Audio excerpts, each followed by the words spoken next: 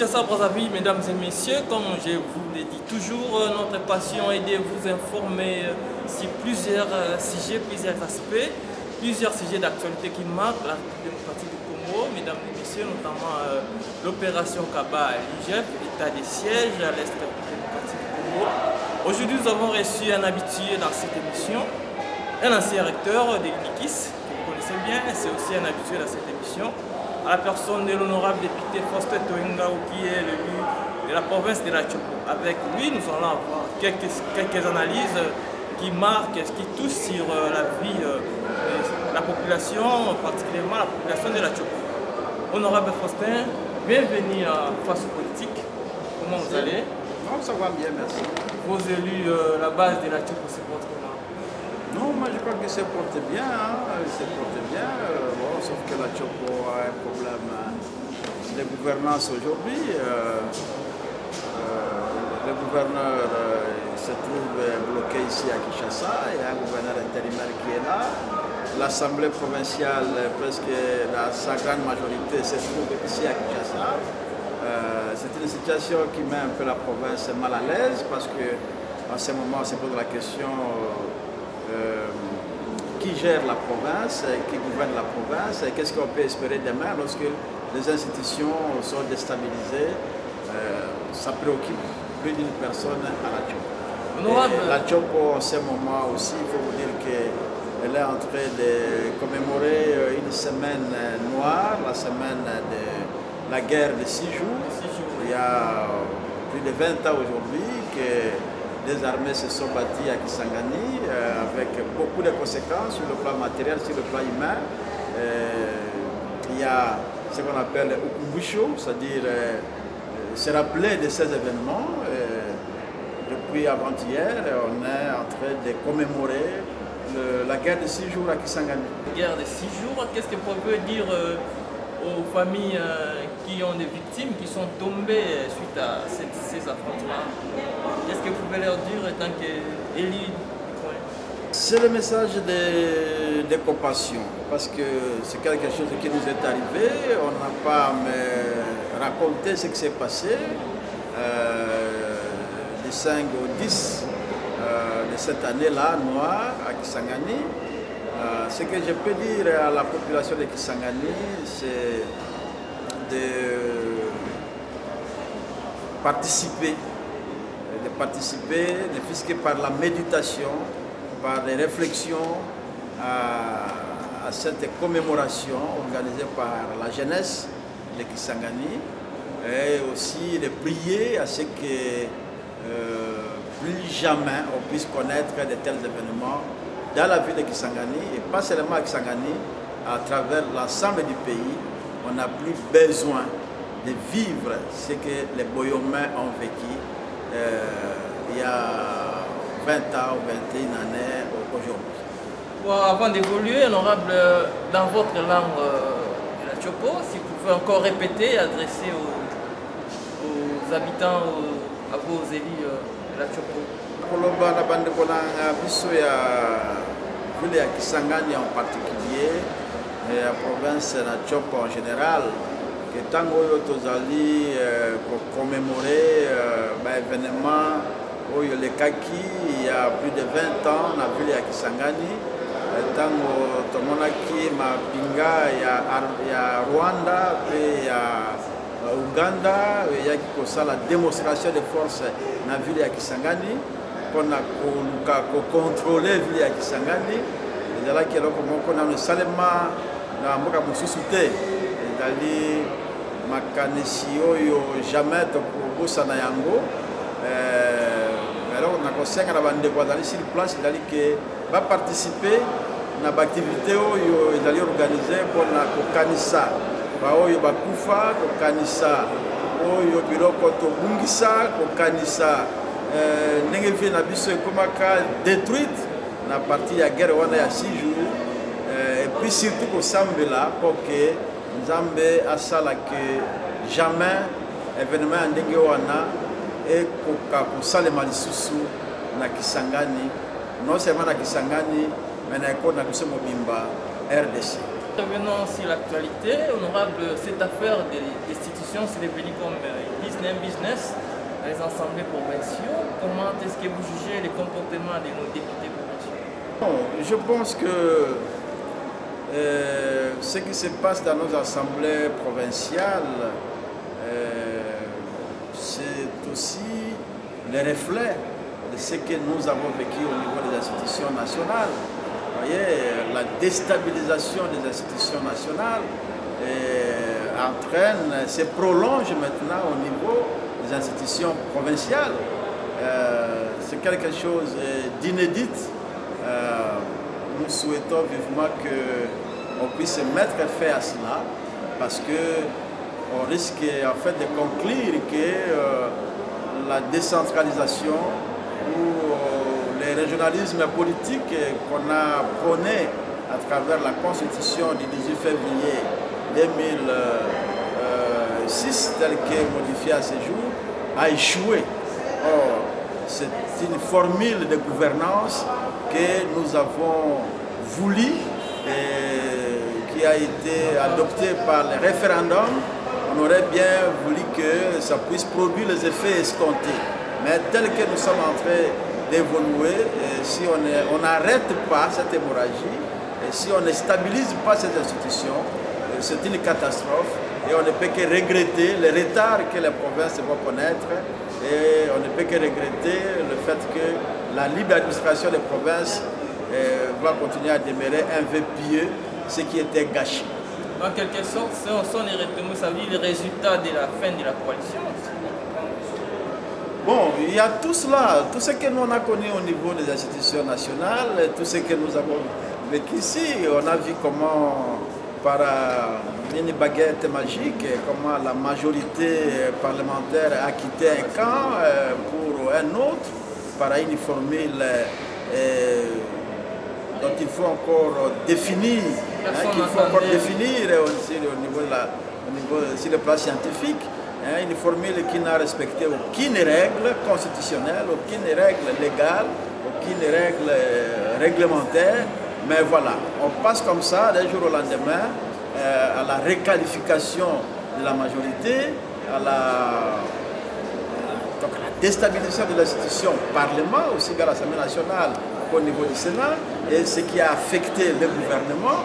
Alors maintenant, ces vents-là, c'est ce vent-là de ce que certains appellent à leur manière la révolution, qui est en train d'affecter les institutions provinciales. Mais le perdant dans tout cela, c'est le peuple congolais, parce que tout cela fait perdre au peuple congolais le temps qu'on aurait pu capitaliser pour faire un bond qualitatif vers le développement, vers la croissance, vers l'émergence. Mais au lieu d'avancer, on est en train de reculer avec cette déstabilisation des institutions. C'est regrettable, mais nous pensons que les autorités compétentes prendront leurs responsabilités pour stabiliser les institutions, aussi bien nationales que provinciales, afin que le pays puisse poursuivre son élan de développement. Honorable, plus de 32 demandes de levée d'immunité des sénateurs et puis de députés sont bloquées à l'Assemblée, comme l'Assemblée nationale, comme au Sénat, pour mettre devant la justice tous ceux qui ont géré à l'époque du Raïs, qui ont essayé de mettre le pays dans les chaos, qui devaient être mis devant la justice.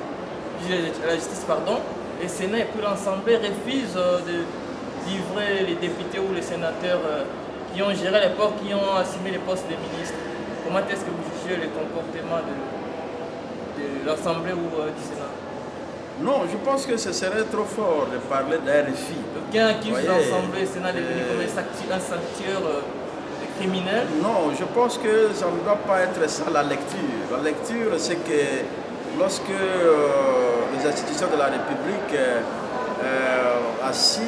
s'assument et essayent de gérer ce genre de situation avec un sens élevé de responsabilité, on a l'impression qu'il s'agit d'un blocage. Non, on n'a pas intérêt à bloquer la bonne marche de la justice de notre pays.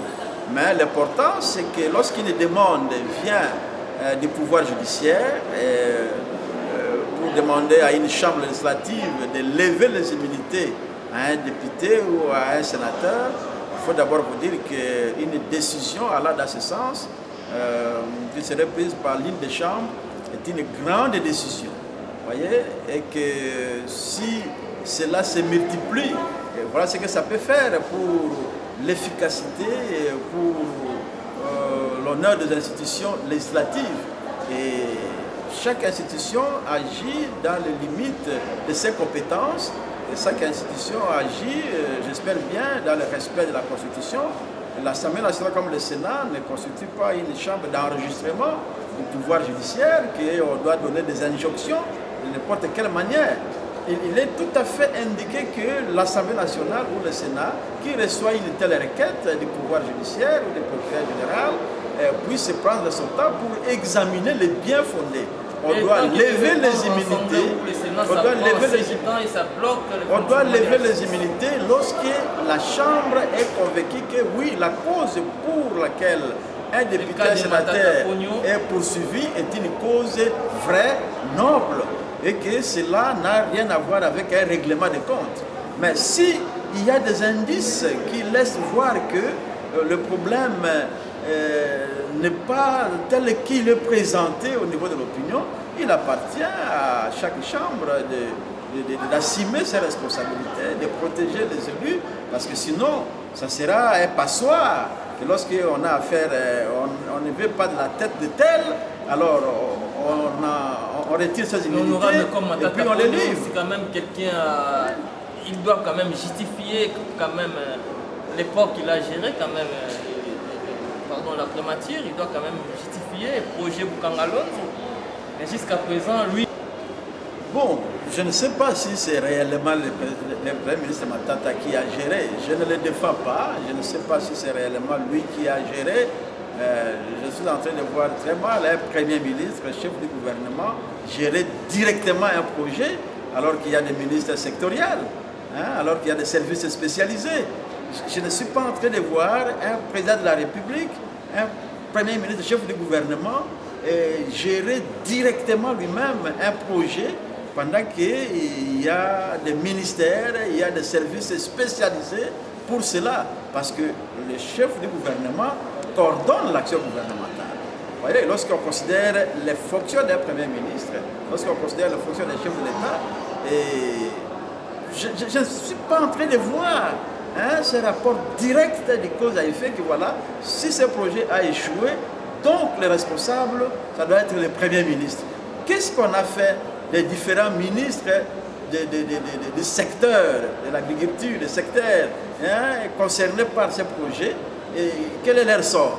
Donc ils n'avaient rien à faire. Pourquoi on doit s'apprendre uniquement et exclusivement à la personne du Premier ministre? À votre avis, honorable, ça pose un problème de logique. Ça pose un problème de logique. À votre avis, ce sont les règlements des comptes? Je ne conclus pas de cette manière-là, mais c'est une logique élémentaire que je suis en train de développer. Je suis en train de tracer, et que moi, je ne vois pas vraiment un Premier ministre, chef du gouvernement, s'occuper de la gestion quotidienne d'un projet de développement comme Boukangalonzo. C'est vrai que ce projet est né sous son leadership, pendant qu'il était au pouvoir, mais il est chef du gouvernement. Et qu'est-ce qu'on fait des autres responsables qui étaient avec lui et qui étaient chargés de la gestion quotidienne? Donc c'est interpeller les ministres qui ont géré ensemble avec eux. Mais c'est une logique élémentaire. Pourquoi on ne fait pas allusion aux ministres sectoriels, mais on pense que la tête, la personne qui doit être frappée, qui doit répondre, c'est le chef du gouvernement.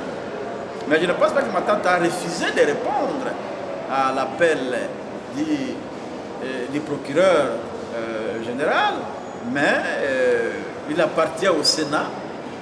C'est une chambre de sages. Il appartient au Sénat d'apprécier l'opportunité, elle est bien fondée de cette requête. Voyez? pour donner une suite appropriée. Mais il faut laisser au Sénat faire son travail en toute indépendance parce qu'il y a ce qu'on appelle la séparation des pouvoirs, un principe sacré qui doit être compris et respecté par tout le monde dans une démocratie qui se respecte. Ok, honorable état de siège, à l'Est de la République démocratique du Congo, nous avons reçu la présence de plusieurs armées, Tanzanie et puis de l'Afrique du Sud. Quant à vous, honorable, est-ce que la présence de ces armées ne va pas nous créer des ennuis plus tard, comme on a vu avec les armées? Bon, vous et moi, nous sommes... C'est pourquoi pas doter nos militaires, les renforcer financièrement et puis matériellement pour remédier à la problème de l'Est? Mais je pense que le gouvernement est en train de faire un effort pour rendre les forces armées congolaises capables de sécuriser la République, et de donner la paix aux Congolais dans tous les coins et recoins de la République. Je pense qu'il y a un effort en train d'être fait dans ce sens-là, mais il est aussi vrai qu'aujourd'hui, aucun pays du monde ne fonctionne, n'évolue de manière isolée et coupée du monde. Et si le pays peut trouver de l'aide militaire de la part de tel ou tel, mais il n'est pas... Nous avons une armée quand même qui est dotée des hommes capables. Oui, pourquoi pas prendre cet argent-là pour donner aux étrangers et puis bien payer nos militaires? Vous savez que depuis que la RDC existe, la RDC a toujours fait appel, depuis l'indépendance, a toujours fait appel aux armées étrangères, aux forces onisiennes, pour faire face à certaines menaces de l'intégrité du territoire. Ce n'est pas la première fois, c'est la Deuxième République. On a connu ça. Mobutu a fait appel aux forces étrangères pour mettre fin à la session katangaise. Vous voyez, cela est possible. Mais je pense que vous et moi, nous n'avons pas assez d'éléments pour expliquer cette demande. Je pense que le chef de l'État, qui est le commandant suprême des forces armées, lui a certainement des éléments à son niveau qui lui permettent d'orienter la demande vers tel ou tel pays.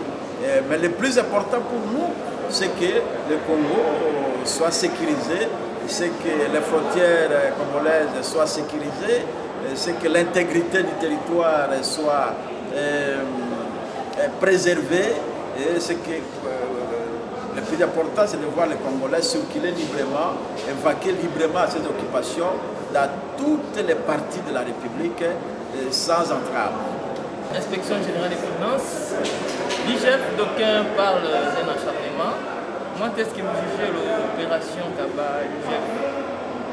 C'est un règlement des comptes où l'IGF doit chercher à connaître plus sur la gestion? Bon, je pense que le travail que fait l'IGF, c'est un travail qui mérite d'être soutenu. Vous voyez, parce qu'il faut reconnaître que s'il y a eu quelque chose qu'on peut reprocher à l'ancien régime, c'est l'absence des contrôles et surtout les contrôles assortis des sanctions. Ça, nous devons en être conscients, nous devons le dire. Mais il y a beaucoup de choses qui ont été bien faites, mais de ce côté-là, il y a eu effectivement une faiblesse. Mais si aujourd'hui on peut activer tous ces services qui existent dans notre pays et qui ont pour mission de contrôler et en fait d'établir les responsabilités de la mauvaise gouvernance, de la bonne gestion, mais je pense que c'est quelque chose d'encourageant. Mais ce qu'il faut éviter, c'est de donner l'impression effectivement que ce contrôle se fait à deux vitesses, que ce contrôle soit orienté vers les hommes politiques d'un camp politique. De la manière dont l'IGF. On aurait voulu voir l'IGF afficher une neutralité et une indépendance dans son action. On aurait bien voulu voir l'IGF agir de part et d'autre, contrôler aussi bien ceux qui ont géré par le passé et aussi ceux qui gèrent aujourd'hui et arriver à se prononcer sur les uns et les autres. Mais lorsque ces contrôles se voient orientés plus vers ceux qui ont géré dans le système passé, dans le régime passé, ça peut justement conduire certains à parler d'un règlement de comptes dans ce sens-là. C'est clair quand même, on ne peut pas accepter à l'époque on voyait quelqu'un qui se promène avec, qui détourne 3 millions de dollars, 5 millions de dollars, 100 millions de dollars. Parce qu'un million de dollars, c'est déjà quand même 1 kilomètre de route. Quelqu'un qui se promène avec 1 million de dollars à sa poche, 1 kilomètre dans sa poche, c'est pas normal. Alors, ce n'est pas normal, c'est pourquoi je dis qu'on encourage l'action de l'IGF. On doit encourager tout citoyen pris de bonne volonté, tout citoyen congolais doit encourager ce que fait l'IGF. Mais seulement nous demandons à l'IGF d'afficher une neutralité et d'agir en toute indépendance et de ne pas donner l'impression de constituer un instrument d'un camp politique pour museler un autre camp.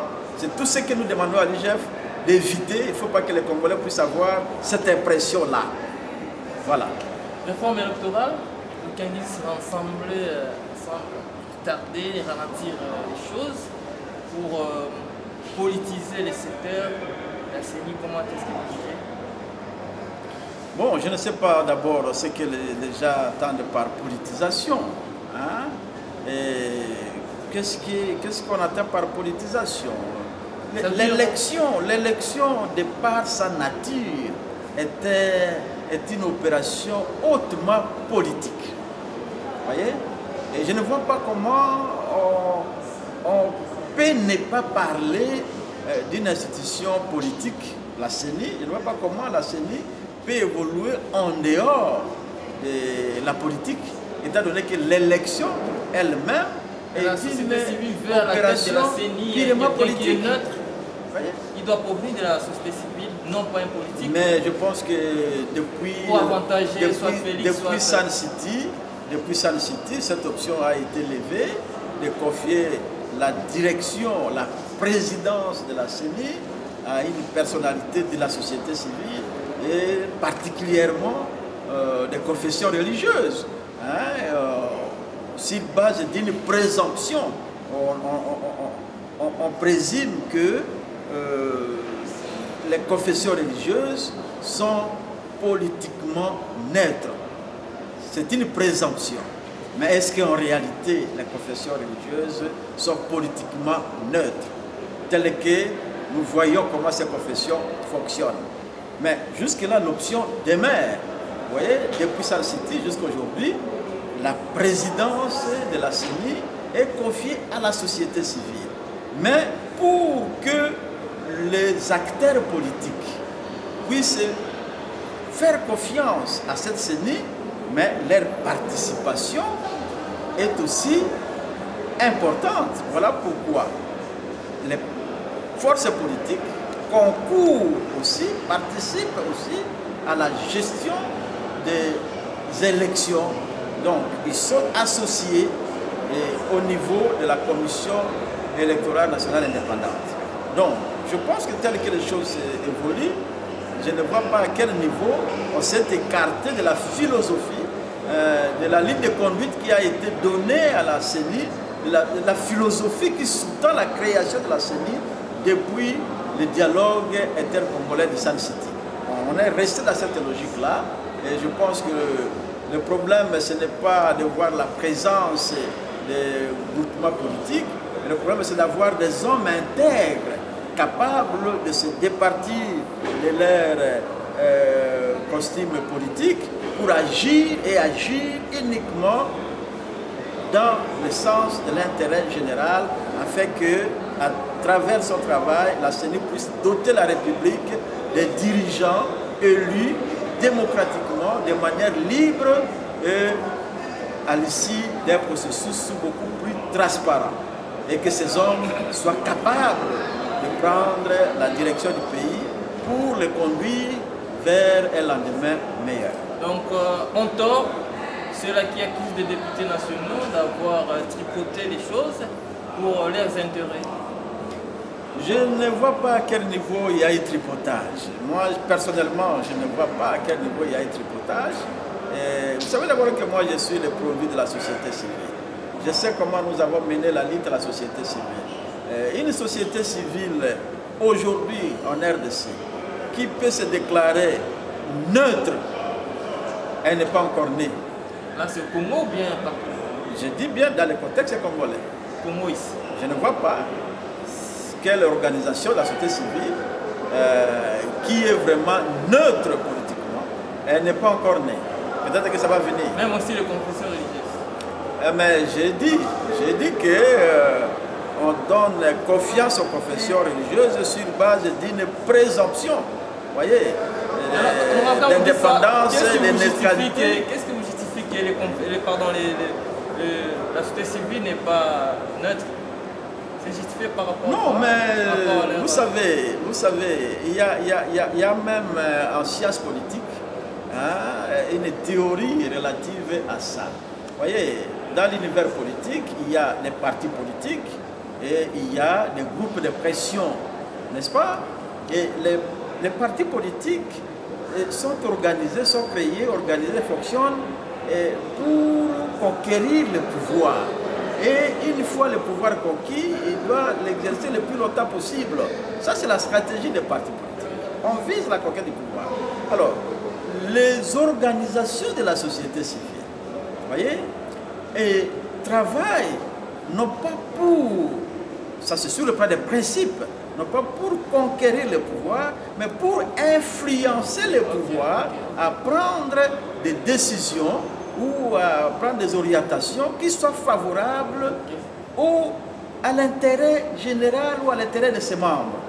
Alors, dans l'action maintenant, là, quand on voit la manière dont cette organisation travaille aujourd'hui, mais il est facile de voir que tel travail pour soutenir tel cas politique, tel travail pour soutenir tel autre cas politique. On a vu dans plusieurs circonstances comment dans une marche organisée par un parti politique, il y a aussi des associations de la société civile. On a vu aussi les mouvements, donc la société civile qui organise une telle manifestation, les militants des partis politiques viennent pour soutenir.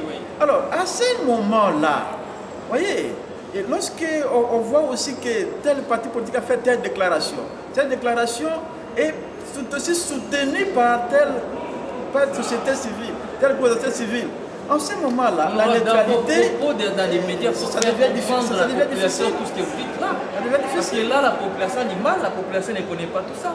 Ah mais c'est ça la réalité. Il faut savoir communiquer à la population, ça veut dire faire comprendre comment les gestes ça se passe. Ah oui, mais c'est ça la réalité. population, quand il écoute la société civile, voit que non, lui il est naître, non, pas moi, bazar, ma somme de sans tâche. Ah mais vous savez, comment vous pouvez expliquer que la société civile puisse demander aux hommes politiques de pratiquer l'alternance au pouvoir? Mais dans certaines organisations de la société civile, ça fait 20 ans qu'on a toujours les mêmes leaders. Comment on peut expliquer ça? On aurait bien voulu que la société civile puisse servir de modèle à suivre dans le domaine de la démocratie, dans le domaine du respect des droits de l'homme, dans le domaine de l'alternance. Alors quelque part, il y a un deal entre la société civile et puis les politiques. Ah mais bien entendu. Mais la société civile, c'est un jeu aussi vieux que le monde. Vous voyez, la société civile, vous voyez, même quand vous considérez l'histoire politique de notre pays, vous savez, lorsque les Occidentaux sont venus en Afrique avec comme motivation, comme finalité, civiliser le continent africain. Mais le pouvoir colonial a collaboré avec qui? Avec la société civile, notamment avec les églises. Vous voyez? Est-ce que vous imaginez la complicité qui a existé entre les églises et le pouvoir colonial? Mais ça continue jusqu'à aujourd'hui. Il y a toujours les pays africains et dans notre univers politique, cette complicité. Voyez, et un pouvoir politique qui n'a pas la confiance de la société civile, des conseils religieux, difficile à on peut expliquer la société civile qui parle au nom de cette population, mais quelque part, il cache encore des histoires, mais c'est inconcevable. Ah, mais ça fait partie du jeu de toute société démocratique. Ce qui fait que ce soit au niveau des partis politiques, que ce soit au niveau de la société civile, il y a toujours une différence à faire entre les objectifs affichés, déclarés officiellement, et les objectifs non déclarés ou inavoués. Vous voyez, c'est ça. Tout le monde, de part et d'autre, que ce soit l'homme politique, que ce soit l'acteur de la société civile, tout le monde parle toujours au nom de l'intérêt général. Tout le monde parle toujours au nom du peuple. Vous voyez? Mais est-ce que c'est une parole d'évangile? Alors que les acteurs politiques, tout en parlant du peuple, ils visent leurs intérêts privés. Et de la même manière, les acteurs de la société civile, tout en envoie travailler pour le peuple, mais travaillent aussi pour leurs intérêts personnels. C'est aussi vieux que le monde. Voyez? Donc, quand vous entendez un discours, il faut toujours analyser ce discours-là pour savoir déceler quelle est la part de la vérité et quelle est la part aussi du mensonge. Et par et d'autres, on peut en trouver. Pour finir, récemment, le président s'est présenté à un sommet France-Afrique. Comment analyser sur la main tendue du président 1,5 milliard?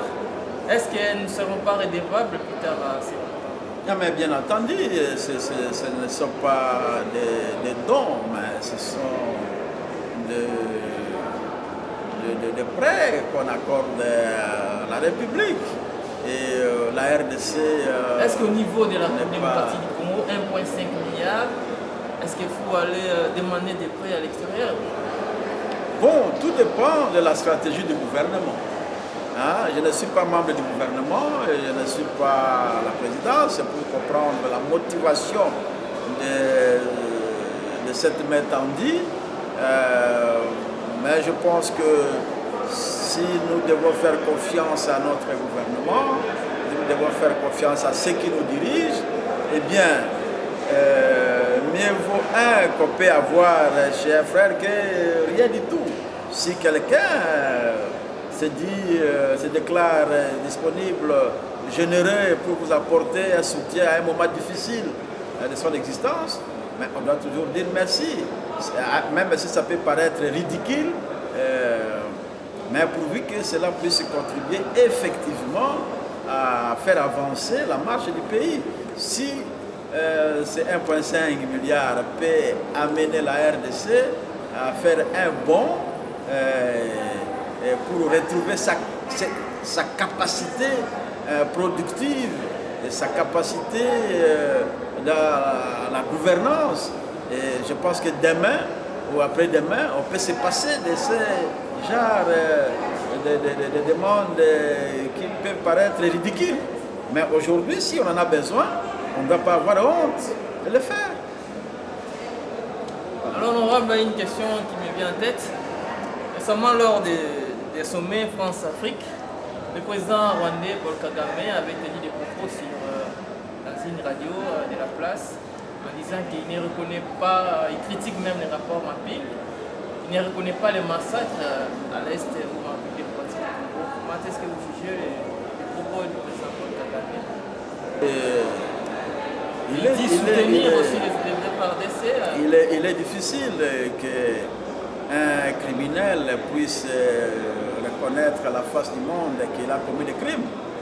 Donc c'est un réflexe tout à fait naturel. Hein? Même celui qui vient de tuer, mais quand il vient, il va toujours dire que non, mais Nabumité. Bon, donc il appartient à la justice d'établir la responsabilité.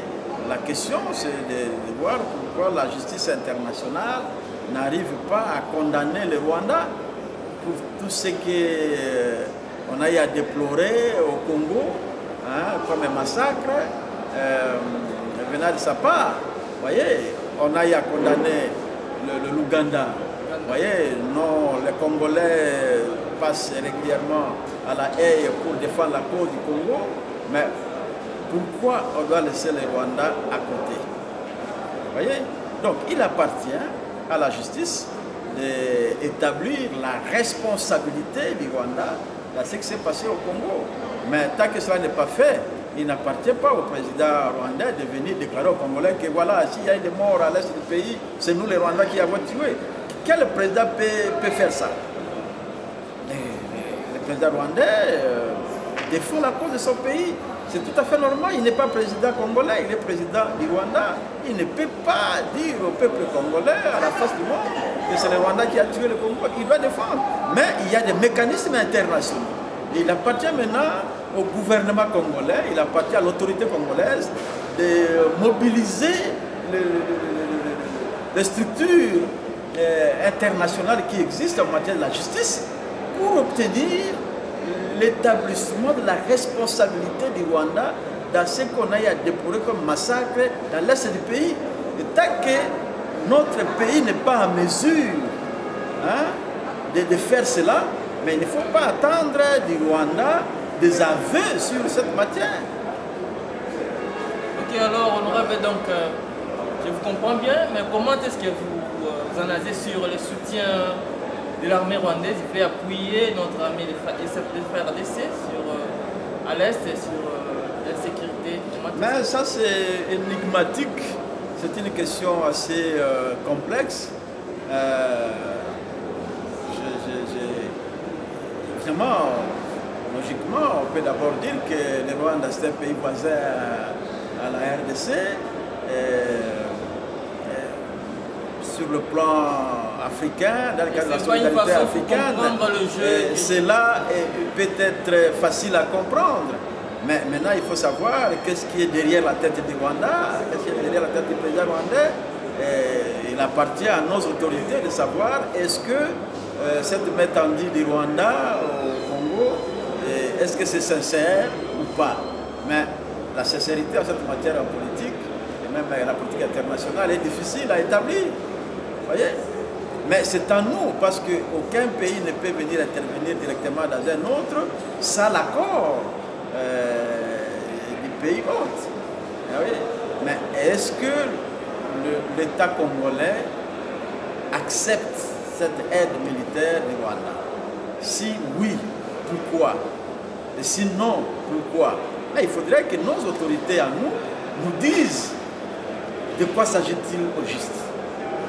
Qui a demandé l'aide du Rwanda sur le plan militaire? Est-ce que c'est le Rwanda qui veut imposer son aide? On ne peut pas imposer une aide militaire. L'aide militaire est apportée avec l'accord. Nous risquons de voir encore ce que nous avons vu en 1900. Mais en ce moment-là, nous devons rendre nos autorités responsables. Si cela arrivait de nouveau. Est-ce qu'on aura aussi l'état de siège échoué? Est-ce que nous n'allons pas à une bagatellisation? Mais je pense qu'il ne faut pas souhaiter que ça échoue. Il ne faut pas surtout souhaiter ça. L'état de siège est une situation exceptionnelle, prévue dans notre Constitution. Le chef de l'État a fait usage d'une disposition de la Constitution. Au résultat positif. Mais je pense que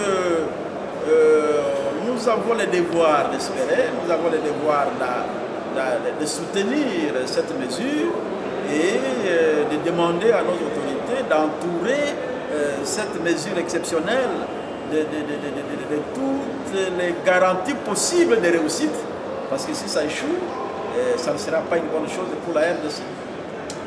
Honorable Faustin Touangao, je rappelle que vous étiez ancien recteur de l'université de Kisangani Nikis.